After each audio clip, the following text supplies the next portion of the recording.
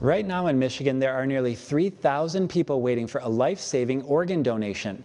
Organ donors can help save up to 8 lives, and tissue donors can improve the lives of up to 75 people.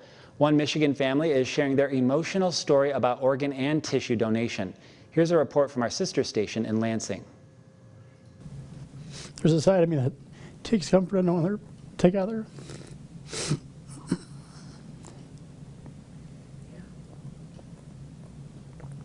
Because he was her world. On the evening of March 9th, Ryan LaHaye, his wife Dana, and their 3.5-year-old son Reed were driving down westbound I-96 in Clinton County. It would be the last evening Ryan would see his family alive. Don't remember the impact at all. Police say a drunk driver left the eastbound lanes and hit them head on. When Ryan came to, it was too quiet. I was scared because I didn't hear anything. You know, my son wasn't crying. So my first instinct was, oh my God. I could see my wife. Like the way I was pushed, I was looking right at her and she was, slumped over. The last thing he heard from a first responder before he passed out was that his wife was likely dead. Both Ryan and Reed were rushed to Sparrow Hospital in Lansing. Ryan was badly injured and put into a medically induced coma, and Reed was on life support, but sadly showed no signs of brain activity. We ended up sitting with the doctor looking at the test results that they did on Reed, and it was very apparent that he wasn't going to make it. But little Reed could help others make it and give them the gift of life by donating his organs and tissue. With Ryan in a coma, it was up to Reed's grandparents. I thought about if Reed or my other grandson, Easton, needed an organ donation.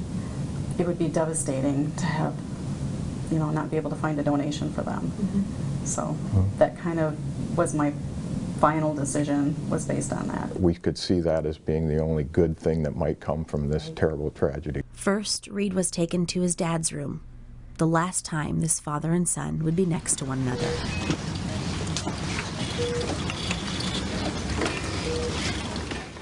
Then, slowly wheeled to the operating room to save lives, as the hospital staff gathered for Reed's honor walk. Lines up in the hallways, shoulder to shoulder, down every hallway, just showing respect for Reed. And when we walked out, it was overwhelming. Little Reed's family, they can't change their story. Their story is tragic, but they were able to write a different story for at least 3 other families that we know of right now. Because little Reed's grandparents made the decision that they made, a 70-year-old woman, a 40-year-old man, and a 1-year-old baby girl are alive today.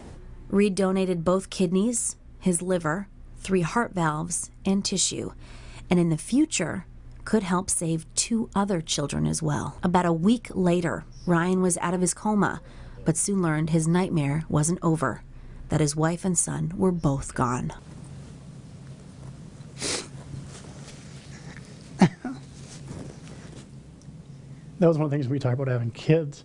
That was always my worst fear, is like, have a child and lose it. But the boy who was the best parts of both of them, the curious, happy boy with tons of personality and dimples that could melt anyone, is alive in others now.